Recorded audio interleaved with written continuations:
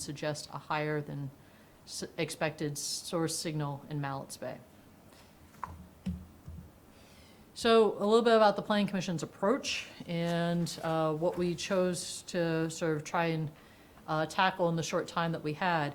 The initial charge was provided to the Commission after the failure of the vote to fund a proposal for a specific portion of the Inner Bay, 289 properties along west, east, and Goodsell Point. For the purposes of this report, the specific portion will be referred to as the Inner Bay.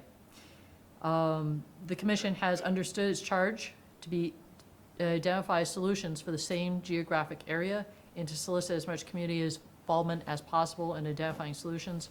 All alternatives were open for consideration. So a little bit about some of the background, some of the studies and reports they looked at. The Commission looked at previous reports and studies conducted as part of defining their investigation, including the 2013 Integrated Water Resources Management Plan. The IWRMP was completed for Colchester as part of a U.S. Environmental Protection Agency demo grant. This plan sought to comprehensively improve the overall management of non-point source pollution control infrastructure. The plan considered natural resources, current and future land uses of both the natural and built infrastructure, cumulative impacts to water quality. The plan identified the environmental and area constraints, conducted wastewater system assessments, created a wastewater needs assessment of priority areas, and provided wastewater management recommendations to the town, including alternatives analysis of the possible solutions. The Inner Bay was comprised of mostly high-risk areas with one medium-risk area along the non-lakeside portion of East Lakeshore Drive. The study constituted the highest level of wastewater investigation physically and legally possible and concluded that the best solution for the high-risk area of the Inner Bay was sewer. Due to the proximity of the medium-risk area, it was recommended that sewering this area was also a preferred solution of this plan. And you can see in the interceding years since this was completed, you see various staff, including myself, out in streams, continuing to collect data and build off of it. So a little bit of where we started. In May, we started with a kickoff. We had a wastewater forum, as well as a walk and talk of the Inner Bay. These events, coupled with an online survey, informed the Commission as to community concerns and possible solutions. A town-wide mailing and ad in the Colchester Sun made the community aware of the May events. A postcard mailing in June updated the community on subsequent workshops. Attendees of the meeting were added to our Notify Me tool with our website to receive updates on the project. So following the May kickoff, walk and talk, and survey, the Commission met at the beginning of June. This is our June 4th meeting, and met with our facilitator, Cindy Cook here, and went through what we've heard. Many concerns were heard by the Commission, including but not limited to land conservation could be used to buy out property owners. Community septic should be examined as an alternative. Sewer could still be an option. Boaters might be contributing to the problem. Wildlife should be targeted for improvement. Upstream runoff was a source of pollution. Better enforcement of wastewater rules could be used to crack down on polluters with failed septics. And more studies could be done to further limit the area for the wastewater solution. The Commission isolated 4 possible solutions to be evaluated out of that: land conservation, community septic, sewer, and no action. Each would have a dedicated work session. Additional work sessions would be provided to help the community address concerns such as development impacts of wastewater rules and permitting.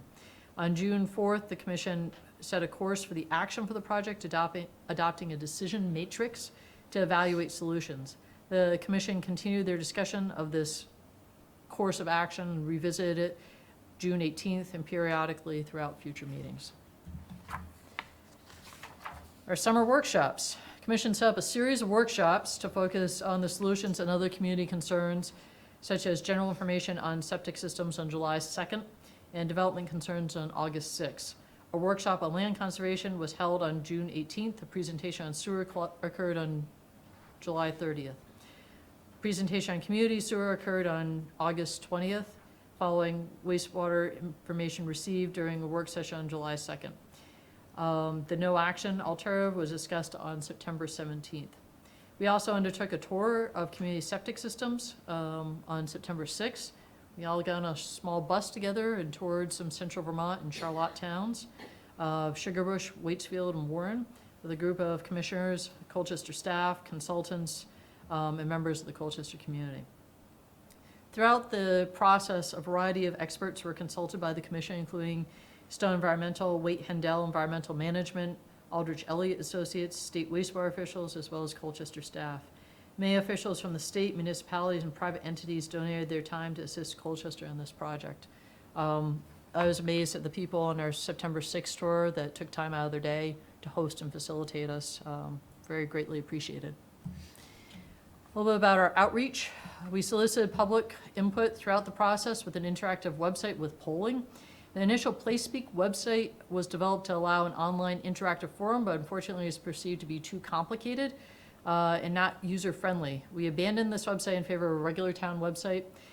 Presentations from the public workshops, information considered by the commission, including comments from the public, are available on the town's website, linked through the tinyurl.com/Colchester MBI. We're live streaming tonight. There's a link on that website to where we're live streaming from. Videos of all the planning commission meetings, workshops, septic tours are also available on the website. We have a short video. We tried to take the whole day and churn it down into, I think it's about an hour video on the website for the septic tour. Where locations permitted, we were live broadcasting with the ability for viewers to email in questions. Sun also provided coverage of many of the events. All right, so community concerns. We had a variety of community concerns that were voiced throughout the process, including about impacts to the character of the inner bay that could be caused by infrastructure such as sewer or community septic. There were concerns about the type and rate of development. The commission considered these development concerns at the August 6th meeting. While now a solution, the commission's role to administer the land use regulations could be used to address these concerns, and this is one of your future projects as identified in the town plan to look at specifically the East Lakeshore Drive area. Hopefully in the coming months you will get to that. In evaluating community feedback throughout the project, the commission also noted many misperceptions held about septic systems, enforcement abilities of the town, wastewater permitting rules. Community could benefit from additional outreach and education about septic system maintenance, permitting, and rules, but it's difficult to reach and engage people. As the town looks to improve water quality in the future, engagement of the community will be a continued challenge. So the solutions evaluated, 4 solutions. Starting with land conservation, which is our June 18th meeting. The entire inner bay is comprised of 289 properties, exceeding a value of $72 million. The option of purchasing and conserving the entirety of the inner bay is not feasible given this considerable cost. For this reason, the commission looked at a subset of the area, though it was recognized that a limited land conservation initiative may not solve the wastewater pollution problem. The conservation of lakeside properties, 126 parcels, has an estimated assessed value exceeding $38 million. These properties need to be purchased and conserved over a set time period through consensual purchase, if possible, or eminent domain should consensus fail. Using a 50-year time horizon and 126 just lakefront properties along West Lakeshore Drive and East Lakeshore Drive and Goodsell Point, approximately 2.5 properties would have to be purchased and restored to natural shoreline each year. Using an average property value of the 126 properties, which is $303,000, an annual purchase fund approximating $759,000 is required to acquire approximately 2 properties a year over those 50 years. So we tried to break it out into a longer time frame that could make it more manageable. Total annual costs would need to be in excess of $909,000 to support this conservation effort, exceeding $45 million in direct costs, excluding lost grand list value. Eminent domain cases and increases property values over time would substantially increase required funds. The character of the properties adjacent to the conserved land would see positive impacts in that their lake views could potentially improve, additional public use, recreation green areas could potentially be created, and the vehicle transportation networks would have greater lake views. While the character of the neighborhood could be a benefit to this option, including opening lake views and potentially adding recreational areas, there needs to be consideration for potential increase in use of these new recreational areas. Further, with land purchases and the relocation of residents from these parcels, there might be negative impacts to businesses and/or population within this area as relocations will occur outside the project area and perhaps Colchester. Purchasing and conserving properties in perpetuity is a great way to remove human wastewater source for the inner bay, but there are also considerable disadvantages. First, purchasing the properties requires substantial funding for a great length of time. Townwide increases in taxes would be a primary source of funding, yet may not be considered the best approach by the community. While grant sources were evaluated, there are no sources identified that could regularly provide this level of funding for this project. Finally, it would take many decades to fully purchase the properties. The option is by far the highest cost to the town. This option would take the longest to implement, 50 years. During that implementation, properties with inadequate septic treatment would be still polluting the inner bay. The option would have the highest cost to taxpayers as it would require an increase to taxes, while decreasing the grand list and creating a smaller pool of properties to tax. Other options can utilize grant funds as well as generate user fees and other non-taxpayer funds to offset costs. This would not. In looking to the future of Colchester, the Planning Commission found that the land conservation option had many merits, but it's not effective and efficient solution for human wastewater pollution in the inner bay. During this project, the Commission learned of previous land conservations within the community. No local conservation fund currently exists in Colchester. Community septic. What you have on here is the Bayside Hazlet piece, and a design that one of our consultants came up with for how a community system could be fitted on that field you see in blue on the inset, as well as pictures of our septic tour. The Integrated Water Resources Management Plan provided information as to how community septic could be used and where, based upon conditions assessment, information on permits and sampled test sites. Task 4, the Integrated Water Resources Management Plan, states that community septic was perhaps viable along the non-lakeside section of East Lakeshore Drive at one location in the Goodsell Point area. No community septic areas were deemed viable within the West Lakeshore Drive area. A survey was mailed to property owners along East Lakeshore Drive, did not yield that any property owners with appropriate land were willing to consider a community septic solution on their property. The owners of the Goodsell Point property initially responded to the survey, but a request to do on-site investigations of the soil was not granted. Review of previous septic permits within the area yielded an estimate that the site might be capable of supporting a 3,000 gallon per day system at best, with over 16,000 gallons per day required to serve existing needs. With no privately owned sites available for community septic on East Lakeshore Drive, the town-owned Bayside Hazlet piece was evaluated.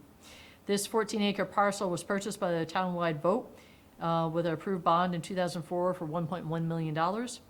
The site is currently vacant. However, significant planning has been undertaken by the town to identify recreational needs and program-specific recreational elements and transform the site into a park. Craig Kendall, a hydrologist, was hired to evaluate if the property could accommodate the 120,000 gallons per day of wastewater identified as necessary to serve the area in the 2019 sewer project. While some members of the public debated if the gallonage was excessive, the 120,000 gallons would serve properties in the inner bay, and Handel's report affirmed that the site could be capable of treating within the range of 100,000 gallons per day. This is 20% less than the amount necessary to serve the entire area, but the commission believed that this solution was worthwhile investigating given the limited community septic options. Community septic system would require a small wastewater treatment plant to be constructed. The permitting, design, and construction would take 3 to 5 years to complete. The plant would have to be staffed to meet regulatory requirements. Stabilization of the shoreline of this portion of the property on the opposite side of the road along the lake would be needed to address the 100,000 gallons per day of wastewater moving through the soils that could destabilize the land, adding additional costs based upon other stabilization projects in the area. We didn't investigate fully how much it would cost. Systems treating over 50,000 gallons per day of effluent as necessary to meet the needs of the area would be required to have tertiary treatment by the state of Vermont to remove the majority of phosphorus. If several smaller systems were built upon this site, the threshold for tertiary treatment would still be necessary, as the state would consider it all one system. I think we encountered questions of could we build it in phases or bit by bit, but you eventually hit that need for tertiary treatment. The state would require it at some point. We looked at the estimated cost of construction. In addition, an ongoing cost of approximately, we estimated to be a $250,000 per year would be needed to run the plant, sludge removal, staffing, and required testing.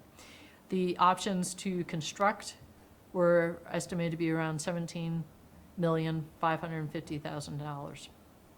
Concerns were raised by the commission that the development of a community system on the Bayside Hazlet piece could conflict with park planning for the site. While some systems can allow for general playing fields on top of the leach field, the presence of a system would constrain the recreational use of the area. There are also concerns that the chance of malfunction and smells associated with the operation of the system, specifically sludge removal, would negatively impact the neighborhood. The ability of property owners to utilize off-lot solutions may increase the rate of growth, potentially impacting the character of the neighborhood. The existing rate of growth for the area is about 0.5% or less than one dwelling per year. Even if the solution was to double that rate, it could be a very low and slow build-out for the area. There are concerns that the additional growth would cause adverse impacts such as traffic. Zoning, particularly for East Lakeshore Drive, was identified in the 2019 town plan as needing additional review by the commission within 2 years of adoption of the plan.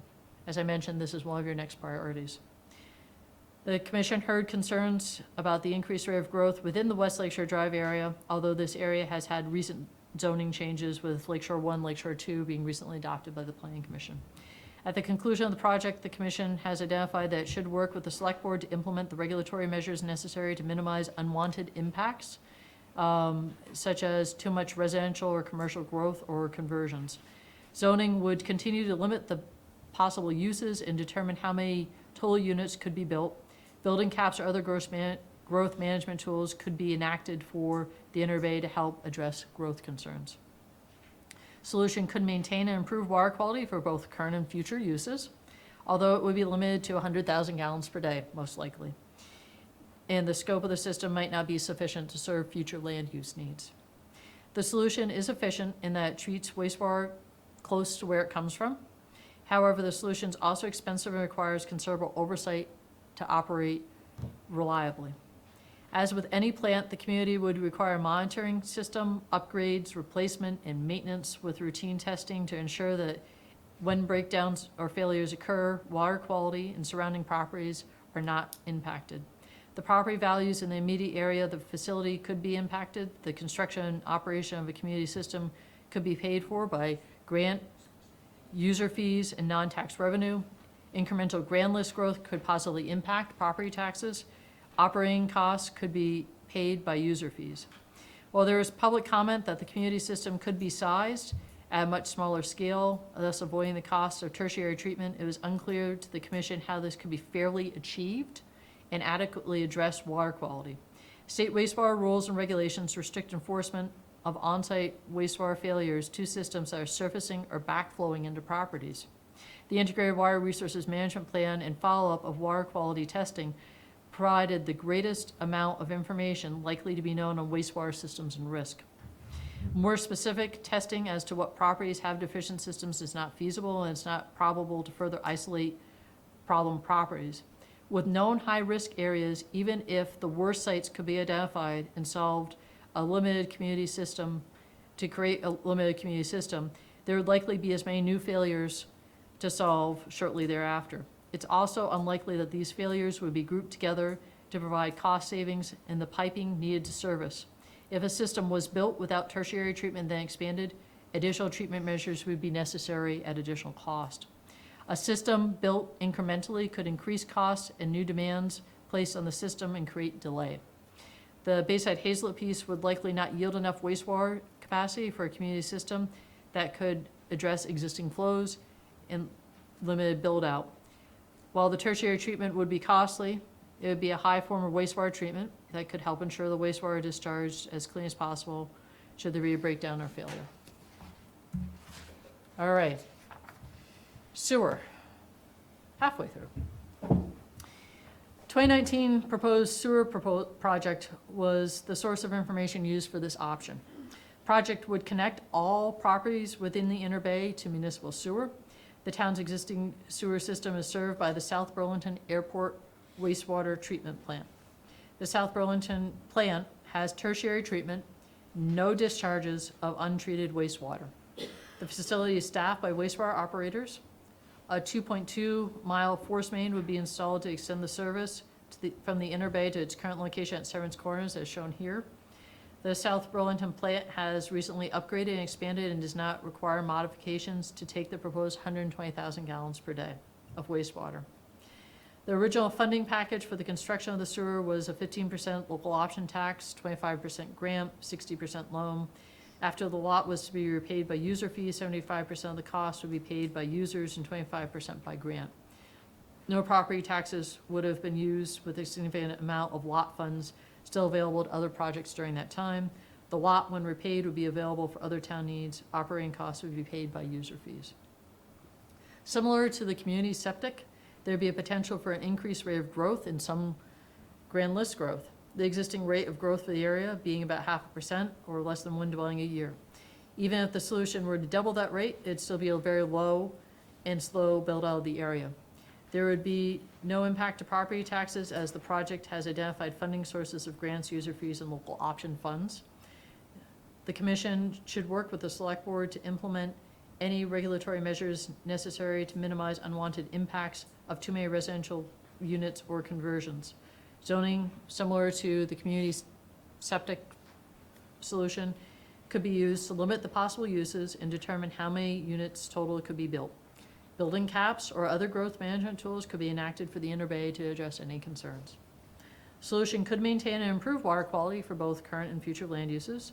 The solution is efficient and cost-effective in that it ties to the town's existing system and does not require the construction of a treatment plant or area. The sewer option is also highly reliable, as it is used as an existing plant and only obligates the town to the maintenance of pump stations. The construction and operation of a sewer system could be paid for by grants, user fees, non-tax revenue. Incremental grand list growth may potentially positively impact property taxes. Operating costs could be paid by user fees. Public concerns noted about the financing of the project are noted in the problem statement in the report and could be addressed if this option were to be considered. Last, no option. And this is a site in Colchester on East Lakeshore Drive. This option includes the status quo and the do-nothing approach that came out of the May 20th forum. The no action option was evaluated as a baseline comparison for the other options identified to remediate human wastewater pollution in the bay. The no action option was defined as maintaining the status quo, including continuing ongoing water quality monitoring and enforcement of septic-related public health and safety regulations. During the course of the Commission's public outreach, despite the 4 years and $2 million of Integrated Water Resources Management Plan study, there were calls to conduct additional study on the scope of the problem and delay action. In evaluating the septic solutions other communities have implemented, it's evident that Colchester's study of the problem far exceeds that of other communities that have moved forward constructing wastewater improvements. This was evident at our September 6th tour. The Commission agreed to reflect the sentiment for more information in this report.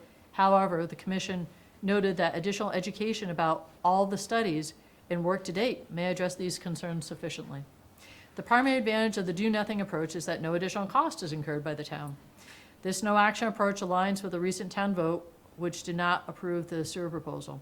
Some of the public sentiments that we received over the course of this project include that the sewer or community septic projects are too expensive, the cost and benefit of a sewer system are not fairly aligned among all, better enforcement efforts could identify and hold polluters accountable, the sewer proposal was only a partial fix to the bay pollution problem, more monitoring data is needed to determine the best solution, the opportunity cost of spending funds on this project is too great versus other priorities, better septic technologies might be developed in the future, concerns about new development or redevelopment if new wastewater treatment solutions is made available. While the town has undertaken considerable and comprehensive water quality initiatives, not all community members are aware of these efforts. It's clear that the community members believe that the town's enforcement abilities to be greater than that allowed by law. It's of note that the Colchester has a higher level of wastewater enforcement than any other on-site municipality in the state of Vermont. The only power available to the town that has not availed itself of yet is a point of sale inspection requirement. Such a regulatory requirement could help to identify deficient systems as part of the property transaction process, precipitating upgrades. While the town could still not require deficient but not yet failing systems to be replaced, the hope would be that there could be market pressures to improve systems to increase market viability, akin to putting a new roof on a home prior to a sale. To recommend that the town investigate and point a sale inspection requirement as another tool to gradually improve water quality system, or wastewater systems. The cost of inaction is considerable. The bay will continue to experience frequent unsafe levels of E. coli and other pathogens, as well as other harmful nutrient loading as a result of failed systems in an identified high-risk area. The threat to health and safety impacts recreation and enjoyment of our natural resources and limits economic activity beneficial to the community. Should the problem persist or worsen, further economic impacts are possible, such as lower property values and decreases in tourism-related revenues. Considering the deterioration of water quality in the bay, we don't have time to choose the no action option, even if people would like to have more data. Colchester spent 4 years, $2 million, doing more research than any other town in the state in similar position.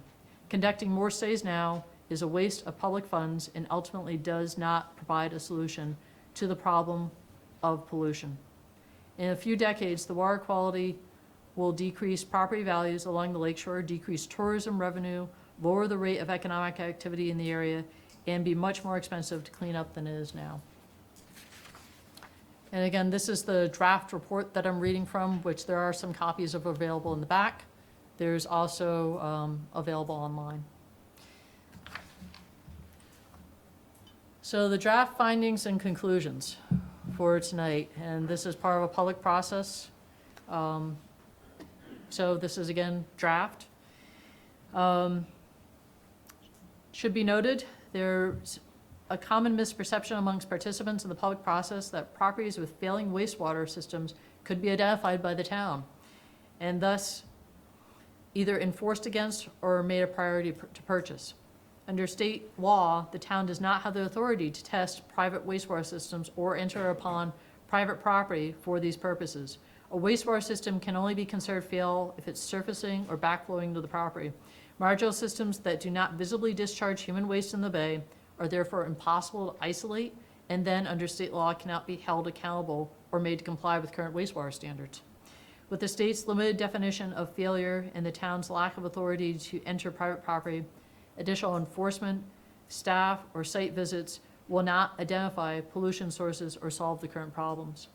With the majority of participants in the process, while the majority of participants in the process did not debate the pollution problem, the scope of the problem and the solutions were often called into question. Many participants in the process thought that the town could create its own rules and could increase enforcement to solve pollution problems. The town has sought additional powers from the state to control the operation of wastewater systems, only to be denied the ability to be more restrictive than the state rules. Failed systems do not have to meet current state standards and can be best fixed. That means that they do not have to meet standards for setbacks to water bodies, groundwater, or other dimensional standards. Innovative alternative systems are often used as best fixed systems, and there is confusion about how these systems function. Innovative alternative systems can provide a high level of wastewater treatment when designed to state standards. Innovative alternative systems that are used for best fixes for failures are not built to these standards and will not provide the same high level of treatment. The Commission conducted a septic solutions workshop on July 2nd that helped to educate the community on wastewater rules and permitting requirements. Only about 20 members of the community attended this workshop, demonstrating that more work is needed on engagement and outreach. It's evident that not all community members are aware of the town's comprehensive water quality improvement initiatives.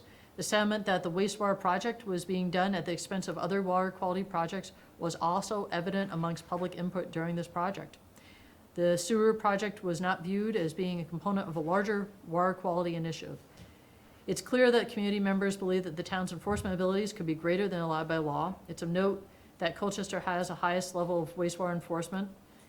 More education and outreach around the town's current wastewater efforts and plans could engage the community in understanding the need and scope of these improvements.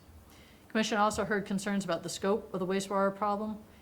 The IWRMP and follow-up on water quality testing has provided the greatest amount of information likely to be known on wastewater systems and risk.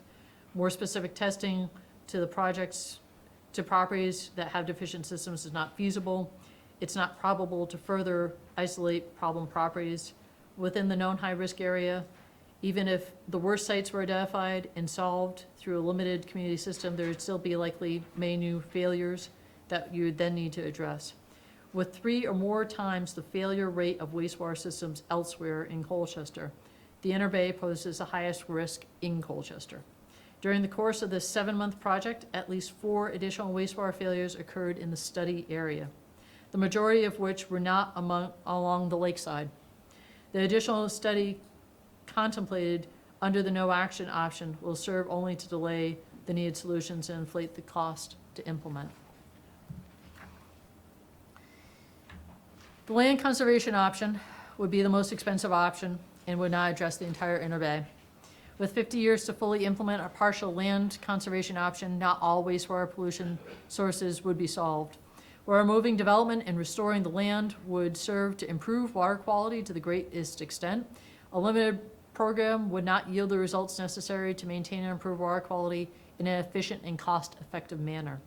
There would be both benefits and detractions to the character of the neighborhood as structures are removed, improving views, but also removing the fabric of the neighborhood. Impacts to property values and taxes would be both substantially negative. Reliability would only come with full removal of all possible wastewater pollution sources. That would not be achieved by the project as proposed. Again, we were just looking at the lakeside properties. The community septic solution may yield close to the flows necessary to sustain the Inner Bay, but would introduce a wastewater treatment plant with ongoing liabilities immediately adjacent to the bay. It was not clear that this option would provide sufficient capacity to address all the properties in the Inner Bay and fully maintain and improve water quality for both current and future land uses and site conditions. The need for a stabilized slope, continuing monitoring, was concerning with the potential impacts to neighbors as the operation of the plant, specifically sludge removal. You periodically have to go and, much like a septic tank, pump these things out and remove the sludge, could devalue adjacent properties. The construction of the $17 million facility would have an ongoing estimated annual operating cost of $250,000. While non-taxpayer funds could be sought to construct and operate the system, the project is not cost-effective. Incremental grand list growth may serve to improve tax liabilities. Substantial oversight would be needed to put into place and ensure the solution would be reliable and efficient. Concerns were raised by the Commission that the development of a community system on the Bayside Hazlet piece would conflict with the park planning for the site. While some systems could allow for general playing fields, the presence of a system would really constrain the recreational use of the site. Let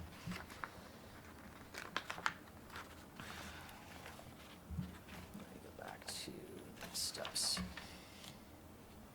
Sorry, I advanced too soon. Sewer option would address the entirety of the Inner Bay and could maintain and improve water quality for both current and future land uses and site conditions, as sources of human wastewater pollution would be removed from the area. This option would extend the town's existing system that utilizes the wastewater treatment facility in South Burlington. It's effective and reliably operated. The least expensive of the actual solutions, the sewer option, is a cost-effective and would have an impact similar to community septic, would have possible incremental development and grand list growth.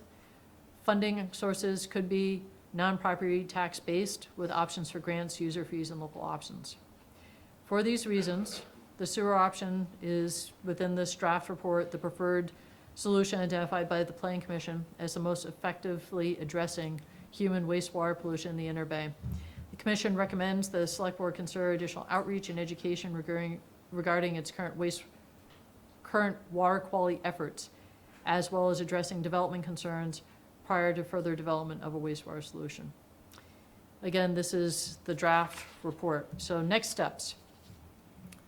Public comment, that's why you're having the meeting tonight, to receive comments. There were some comments that were submitted shortly before the meeting that you have paper copies of. There are a few paper copies in the back. We'll look to try and get those in the packet information online as soon as possible. Public comments on the draft are welcomed by those that can't attend tonight's meeting until the 13th of December. You've identified that you'll receive your comments at that December 17th meeting. Look to finalize the report at your meeting on January 7th, and then hopefully present the report to the select board in January 2020.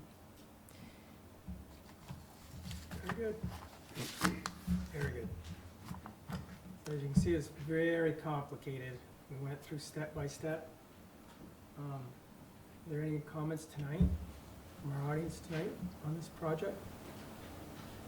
Come right out. If you come up to the microphone, please, and state your name, so we can all hear you. My name is Charles, ISF. I'm interested, is this part of a comprehensive solution? Because I gather this is not the answer to the wastewater problem. Am I incorrect? This is our best I'm just a- solution. This Pardon? is our best advice for what we've learned over the last few months. Okay, but is this the end of? In other words, this is what we're going to be doing to address the wastewater So problem. this is, the planning commission was tasked by the select board with evaluating the different options. They're going to Okay. present their findings to the select board, and then the select board and the town will eventually have to choose what they do with this information. Okay. Thank you. Thank you. Great. Any else comments tonight? No? Oh.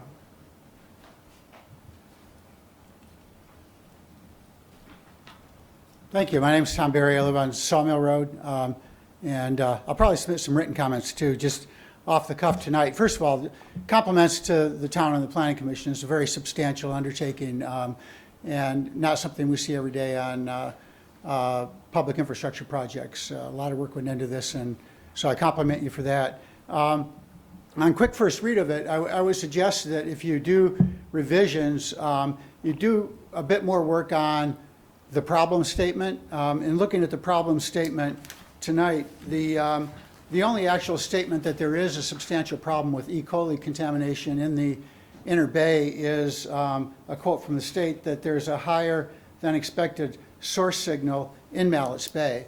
And then the problem statement goes on to review a lot of studies and conclusions about solutions. But in my quick first read, and maybe there's more in here, the only actual statement that there is a smoking gun of E. coli contamination in the inner bay is a higher than expected source signal. But then from that, it's concluded later on in the report under the no action alternative that the bay will continue to experience frequent unsafe levels of E. coli bacteria and other pathogens. It may be that the bay is experiencing frequent unsafe levels, but probably it would be good to substantiate that in the problem statement if it's then the basis for conclusions later in the report. Also in the no action alternative is stated that harmful nutrient loading as a result of failed septic systems will continue in the high-risk area, and connecting the dots between a failed septic system and nutrient loading to Lake Champlain is something that the current total maximum daily load plan for phosphorus, the main nutrient of concern in Lake Champlain, does not do. And so if this report is going to draw that line between failed septic systems and nutrient loading, again, that would probably be good to state up front with some evidence in the problem statement. And so those are a couple of areas. And then it also says that deterioration of water quality in the bay will continue. That implies that there's sort of a linear acceleration of the condition of the bay deteriorating. And again, there's no evidence offered in the problem statement that things are getting worse. And again, I assume that among all the studies, and I'm aware of some of them, the evidence is there. So there could probably be a stronger linkage between the problem statement and then the conclusions that are drawn later in the report. But I'll look at the report and provide some more written input. But those are a few things that occurred to me on first read. And again, really kudos to the town and the planning commission for the amount of work that's gone into this and that remains to be done. Thank you. Great, thank you.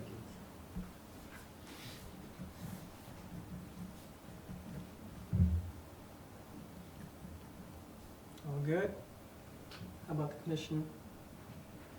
Any comments on our end? I think there's some cleanup that still needs to be done, but we can, There's a lot of cleanup, and I know you have your grammatical changes. Sarita had a few for me, too. yeah, so, but that can be handled. I mean, there's nothing in the report that I would want to make changes to, just some cleanup. This is also very draft. It's very boring and black and white and no graphics. We will look to definitely beef it up. Yeah, no, thank you to Sarah, the staff, because this was, I mean, what, 13 pages, but 7 months of a lot of your work, bringing it to us, a lot of consultant work, a lot of knowledge that you brought in front of us that helped us identify this. And I feel 100% confident moving this forward and recommending this to the select board at our January meeting.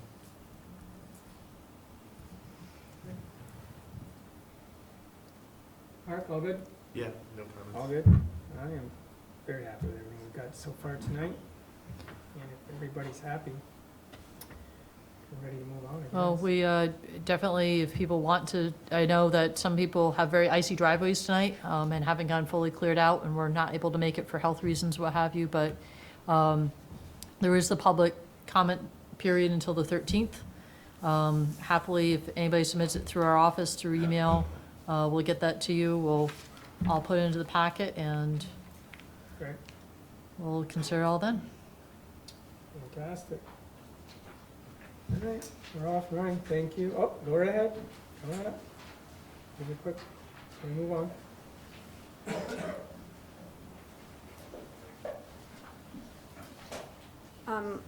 Lynn Lettieri from Pine Meadow Drive. And my concern is, twice before, a sewer has been recommended, and twice before, it has been voted down. How, if this is recommended again, and if it's brought up for a vote again, what is the plan for preventing it from being voted down again? You know, a lot of time and effort and money has gone into all of the studies and the planning and the thinking. I would hate to see this come to the same conclusion. Leave that aside for a second. I don't understand the connection between the wastewater efforts and the stormwater efforts. Are they linked? Does the sewer address any of the stormwater at all, or is that strictly a matter of, human waste completely? Thank you. So I'll take a stab at that. Colchester has a comprehensive water quality initiative that is looking at all aspects of water quality, wastewater, stormwater, and the sewer project was a component of that. I think as our Public Works Director, which can describe these projects and how they're constructed a lot better than I can, put it is, when you tear up a road, you only want to do it once. If we tore West Lakeshore Drive every other year, people would get really mad at us. And so the plan was that when the road was torn up to put sewer in, is that they would avail themselves of that opportunity to also address a lot of the storm drains and lines and construction that needed to occur on top of that. But you put a sewer in on the bottom because it needs to not freeze. So that needs to go the deepest, and then stormwater, and then other utilities on top. So in looking at it sort of as a comprehensive package, the sewer needed to go first. So there are plans to address stormwater efforts as well, but those were not specifically part of the sewer project, but they were sort of trying to be timed sequentially with that. And so I think that's still a big question that's hanging out there is, depending on which way this project could go, is in terms of the timeline with stormwater. Now, that has not held back a lot of these stormwater projects. I know Shore Acres was undertaken this summer, or late summer, early fall. And there still are projects that are moving forward in terms of remediating some of the stormwater solutions. But it's a very tight space along East and West Lakeshore Drive that you have to work with. And so I know that there were plans to try and make the most use of it. And I think your points are well taken in terms of what to do if this is brought up again. I'm not sure that we have a solution for that, but that's a very good point. This gave an opportunity for people that did vote down to have an opportunity to provide us with an alternative to the sewer. And that's really what we're looking for, something besides the sewer. Could we bring something to you that was better than the sewer or is equal? I think as a planning commission, after all this, we just decided sewer still came to the top for our best bet. Yeah, come on up. Carol Reichert, 388 Anna's Court. I think it's up to us, the people that are in favor of the Planning Commission's recommendation, to get the other people that don't come, because you all make great efforts to put the word out that these things are happening. So it's not just your responsibility to make these things succeed. It's the rest of ours also who are happen to be in support of your recommendations. Thank you. Well said.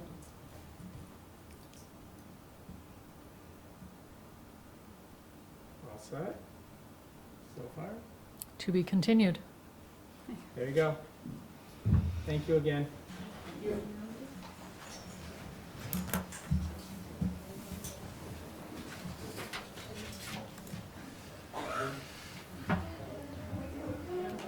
All right.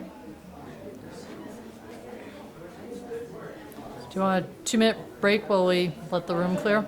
Yeah, I guess so. All right, Mike, you want to give us a 2-minute break? Yep.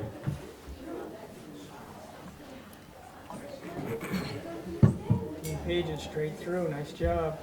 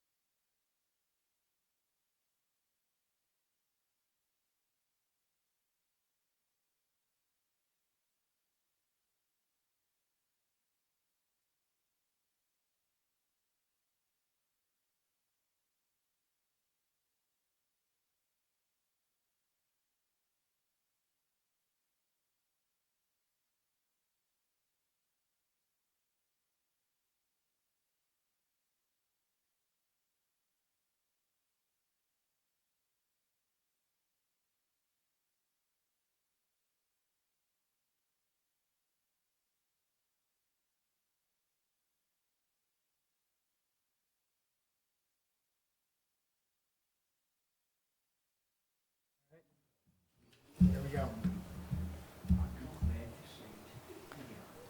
All right, so we'll move on. Our draft zoning supplement 42. All righty. Let me go back to my notes here.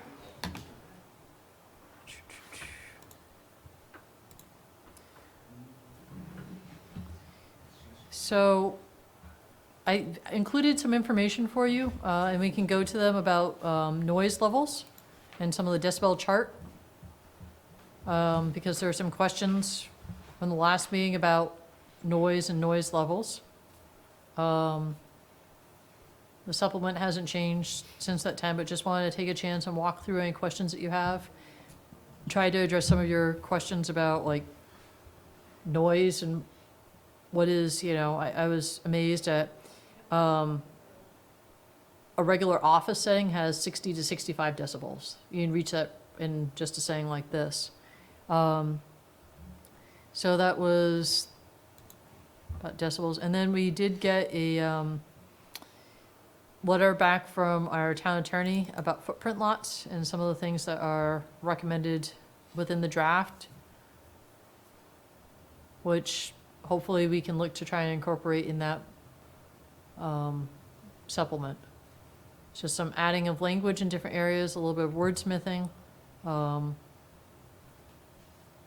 that was the whole drive where we should recognize footprint lots because that's where the housing market is going in terms of recognizing for financing purposes. So it's something that's been happening, but we want to better define what exactly is a footprint lot versus a regular lot. And that while you might have a footprint lot for ownership or for financing purposes, it's not for something for your setbacks. So I think the town attorney draft was actually fairly straightforward. Yeah, that's just one thing that was confusing to me, and maybe it was just the way it was, you kind of read it in, let's see, what do you C, is it C? Yeah, C, there at the end. Yep. It says the footprint lots shall be adequately sized so as to contain a building and all expected appurtenances, such as stairs, patios, egress windows, bulkheads, decks, HVAC units, etc., but shall not extend more than 2 feet beyond the building. When I read it, I'm thinking, okay, some of these things, like the stairs and patios, extend more than 2 feet from the building. I think the idea was that the footprint lot should not extend for more than 2 Then- feet beyond the building, including the stairs, patios, what have you. So you I won't think- wind up with a huge footprint lot. Right, so if we do, use something like this to put it into the supplements, I We think we need can to add in clarify maybe, that. right. We can add in maybe a E and have that be a separate. I think it would be better phrased if it was a separate and just say, footprint lot shall not extend more than 2 feet beyond the building. When all those things are attached, a building and all expected appurtenances, that's all part of the building. Right, but in the sentence where it kind of says contain a building, and then it says And all beyond the appurtenances. building, then it's kind of, I can clarify that. yeah, What's the everything we need to. purpose of the law extending 2 feet beyond those items? So you did wind up with a footprint lot, again, just for ownership issues, that was twice the size that was needed. Okay. So why not the actual limit of those items versus 2 feet beyond those items? Just because nothing's ever exact, particularly with building. I think 2 feet is normally like the roof clearance on a lot of It's a roof, buildings. it's also footings underground, you got Yep. things happening there, so 2 feet kind of gives you a little buffer. That makes sense. We'll clarify that. And the same comment is, on the next page, is talking about the same section, it just repeats it, that's all. Mhm.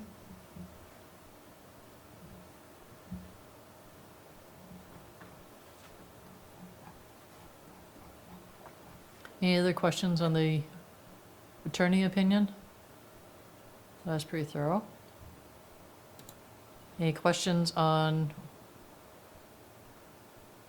chainsaw or Walkman noises, or I miss having Priscilla here. I was going to ask her if she knew what a Walkman was. I think we all remember.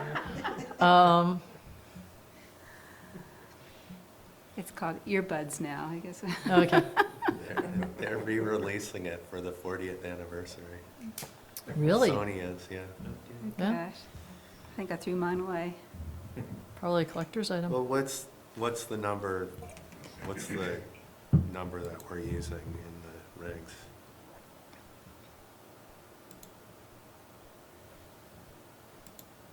Um,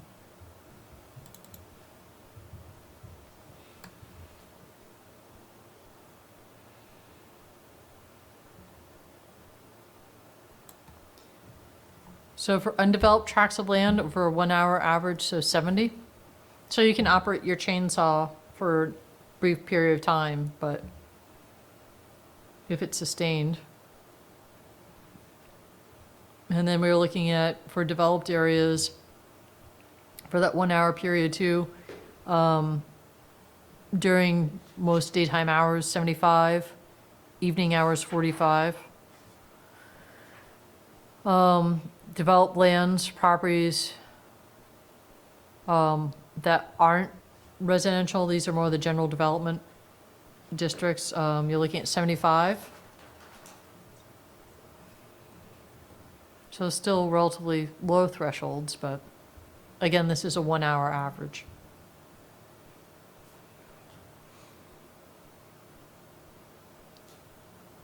And this only applies to things that are permitted by the DRB. So if your friends have a wild party, we can't enforce underneath this. It's really just, if you had a business that we approved as an office that was continuing throwing office parties that were very loud, we could, or a factory that was producing a lot more noise at the property lines than allowed under this.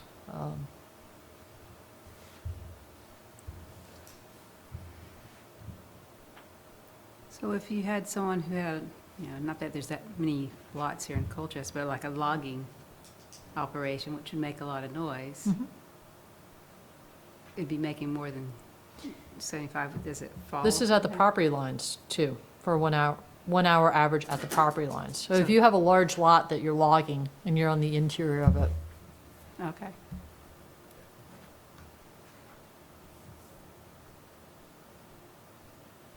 we very rarely get things that we need to enforce under this. And just, I think the intent of it right now was, we don't have this 1 hour average or time period. We have just a decibel level, which is very hard to enforce. So I think the major change here is looking to have the time period and a 1 hour average as opposed to being just a sudden instant. And also to bring in line a little bit better with what current standards are, if we are going to be taking a look at a 1 hour average. When you take a look at what is 70 decibels, well, a normal conversation right now is 60 to 70.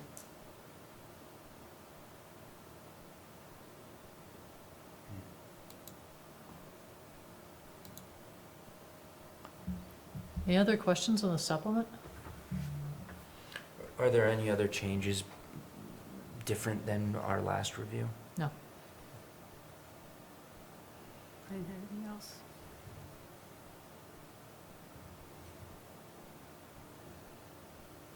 Looking good?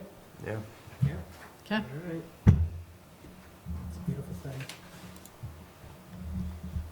All right, so we can just move right on. We have approval of the minutes of November 5th. Let me find those things, let me see. I need a motion first. Yeah, I'll make a motion to approve the minutes of November 5th, 2019. I'll second.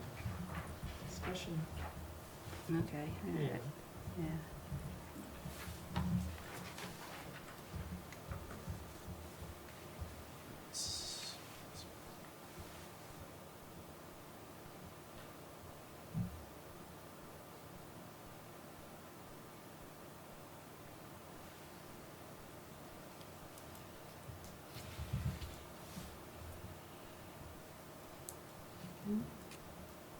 I guess not, never mind.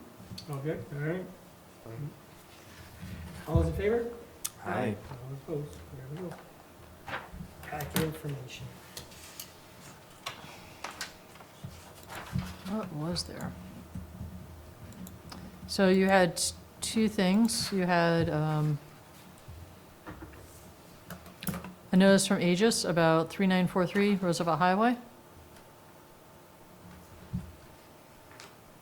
Oh, about the, okay, yeah. and Transformer thing? A solar. Okay.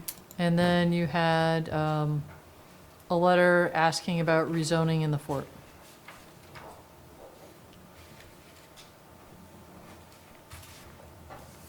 That was interesting. That was a temp change. Is that common? The fort's a little bit all over the map. Yeah. It's one of those historic areas that when it was sort of adapted for use and coming out, a lot of things happened out there that may or may not have been ever very well tracked. So, I think it's too late for this supplement. I'm not sure when your next supplement's going to be. I don't know what you'd like me to communicate back, if this is something that you're willing to have them come in and speak to at some point, or... Can you just give like a 5-second, like, broad overview of what he's trying to explain? So right now, storage and warehousing is not an allowed use or a conditional use in the fort. The fort is general development 2, allows for a range of everything from residential to some industrial to commercial. And mini storage is allowed in very few areas. In Colchester, it's allowed in our industrial and business districts, because most mini storage is new prefab metal buildings. And so I believe that one of the reasons why it wasn't considered for use in the fort was because of the historic nature of the fort. This is a little bit of a different circumstance because they're dealing with an existing building that they want to use for this purpose. So right now, storage such as this is not either a permitted or a conditional use, it's just not allowed. So in order for them to expand, they're stuck.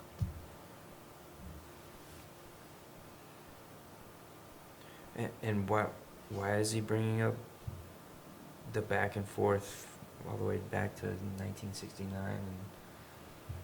I think just to show some of the history, that it was used, and unfortunately they've lost rights to Okay.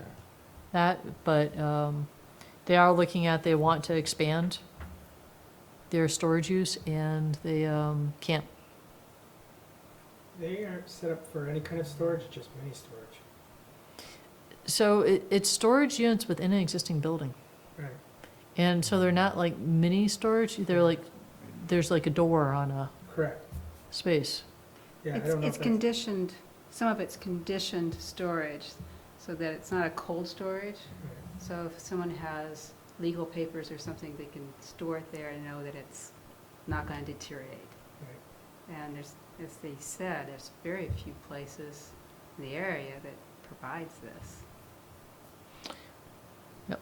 So, and it's interesting that when they started this business, it was zoned industrial, and then they rezoned it so they can sell furniture.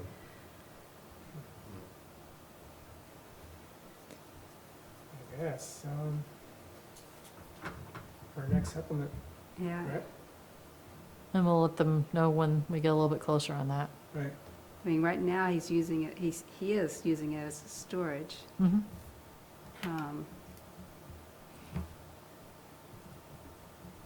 Sounds like he just wants to expand it. He has a leased space in Right. there. We're doing the supplement eventually. Yep, We you got a guys lot more are, to go. you guys have a lot on your plate right now. Correct. All right, That was it for packet information. all right. City of Burlington just gave me something tonight, but that's going to be for your next packet. So you do not have a meeting for your first meeting in December. You've opted to only have the one meeting in December, and that's going to be on the 17th. So again, next meeting, December 17th. We'll have all the comments back from the public.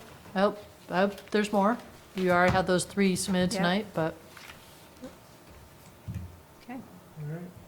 Need a motion to adjourn? I'll make an emotion to adjourn the meeting. I'll second. All in favor? Aye. Aye. Aye. Motion adjourned. Happy Thanksgiving.